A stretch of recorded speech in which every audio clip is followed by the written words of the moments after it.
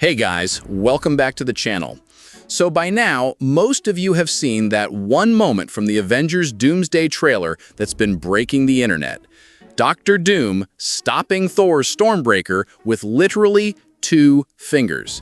Not blocking it with a shield, not catching it mid-swing with both hands braced, just 2 fingers, casually, like he's stopping a kid's toy hammer.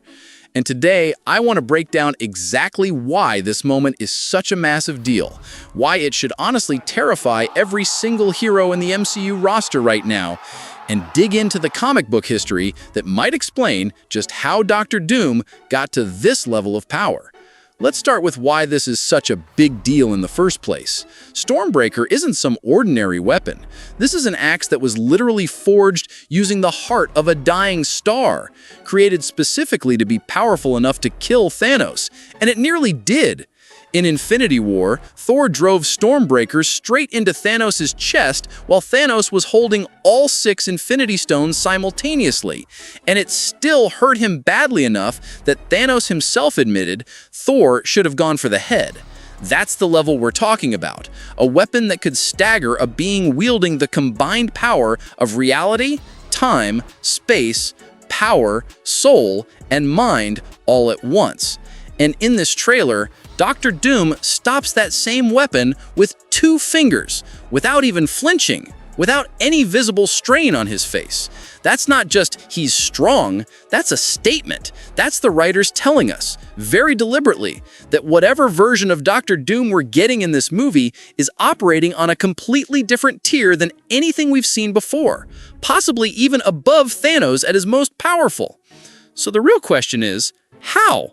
What could possibly give Dr. Doom, a guy whose comic book powers are historically a mix of genius-level science, sorcery, and raw willpower, the ability to no-sell a star-forged weapon like that? And this is where it gets really fun, because Marvel Comics has actually set up multiple precedents for exactly this kind of power spike for Victor Von Doom. And honestly, any of them could be in play here. The first and most obvious candidate is the Beyonders. If you're not familiar, the Beyonders are these near-omnipotent, reality-warping entities who exist outside the multiverse entirely, being so powerful that even Galactus and the Living Tribunal look small next to them. In the 2015 Secret Wars comic event by Jonathan Hickman, which is honestly one of the greatest Doom stories ever written, Dr. Doom actually manages to defeat and absorb the power of the Beyonders after the entire multiverse collapses. He becomes what fans call God Doom, an entity who literally rebuilds reality itself into a patchwork planet called Battleworld and rules over it as a god for years, with power on par with cosmic-tier entities like the Molecule Man and the Beyonders themselves. If the MCU is pulling from this storyline even loosely, and there's a lot of reason to think they are, given how much they've been building toward a Secret Wars movie, then Dr. Doom stopping Stormbreaker with 2 fingers isn't even close to his ceiling. That's just him being polite. The second candidate is the Molecule Man. In the comics, Owen Reese, the Molecule Man, is consistently written as one of the single most powerful beings in existence, capable of restructuring matter at a fundamental level. Powerful enough that even the Beyonders needed to use him as a tool to help maintain the barriers between universes. Doom's connection to Molecule Man is actually really significant in Hickman's run. Doom essentially manipulates and eventually merges with Molecule Man's power to help him ascend to godhood during Secret Wars. So if the MCU version of Doom has found a way to tap into even a fraction of Molecule Man's ability, that alone could explain casually stopping a star-forged axe without breaking a sweat. Then there's a third, slightly more MCU-specific possibility: Franklin Richards. For those who don't know, Franklin is Reed Richards and Sue Storm's son, and in the comics, he's consistently portrayed as one of the most powerful reality-warping mutants ever created, sometimes described as having the potential to be more powerful than any cosmic entity in existence, including the Beyonders. Given that the Fantastic Four are now officially part of the MCU, and we know Franklin exists in this timeline, there's a real chance Dr. Doom has somehow gotten access to Franklin's power, or a piece of it, whether through manipulation, theft, or some kind of forced extraction. That would track with Doom's established comic book personality too. He's a character who has repeatedly shown he's willing to steal power from anyone if it makes him stronger. Whether that's the Scarlet Witch's chaos magic, Silver Surfer's power cosmic, or even briefly holding the Beyonder's power directly. And speaking of stealing power, that's honestly the through line of Doom's entire character across decades of comics. This isn't a guy who just trains hard or inherits power. Victor Von Doom's whole identity is built around the belief that he deserves ultimate power more than anyone else in the universe, and he will take it from wherever he can find it. He's stolen the Silver Surfer's power cosmic before. He's briefly worn the Infinity Gauntlet in the comics. He's tricked cosmic beings into giving up authority to him. So narratively, it actually makes perfect sense that whatever power-up we're seeing in this trailer isn't something Doom was simply born with, it's something he took, manipulated, or engineered.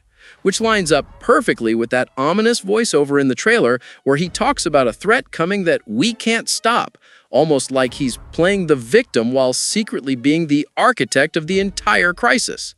Now, let's talk about what this means for the actual plot of the movie. If Doom really does have Beyonder level or Molecule Man level power at his disposal, then everything else in the trailer suddenly makes a lot more sense. The X-Men universe getting essentially wiped out, the ocean in that Guardians and Namor scene looking completely frozen and dried up, like reality itself is glitching, the incursion event that everyone keeps talking about in hushed, terrified tones. All of that lines up with the kind of reality-collapsing power that only Beyonder tier or Molecule Man tier abilities could cause. This isn't a villain punching through a wall. This is a villain who might be causing the literal fabric of the multiverse to tear apart, which is exactly the premise Secret Wars is built on in the comics. It also explains why Thor, of all people, is the one hunting Dr. Doom down solo in this trailer. Thor has fought gods, titans, and celestial-level threats before, and yet he seems to understand on some level that this fight is different, that this enemy is operating outside the normal rules. And crucially, Doom letting Thor survive that encounter instead of killing him outright tells us something important too. Doom isn't just powerful, he's strategic. He's playing a long game, which again is exactly how he's written in the best comic runs. He doesn't waste threats. He keeps them around if they're useful to him later. So here's my personal take, and I want to know if you agree.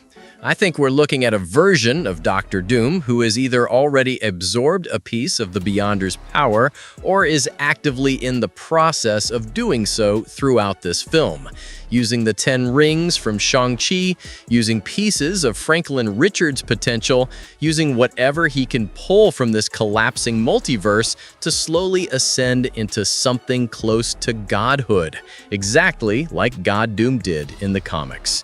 And if that's the case, this movie isn't really building toward the Avengers fight a powerful villain. It's building toward the Avengers try to stop a man from literally becoming God before reality itself runs out of time. That's it for this video. Let me know down in the comments which theory you think is most likely. Beyonder power, Molecule Man, Franklin Richards, or something else entirely that I haven't even considered. If you enjoyed this breakdown, smash that like button, subscribe for more trailer analysis, and I'll see you in the next one.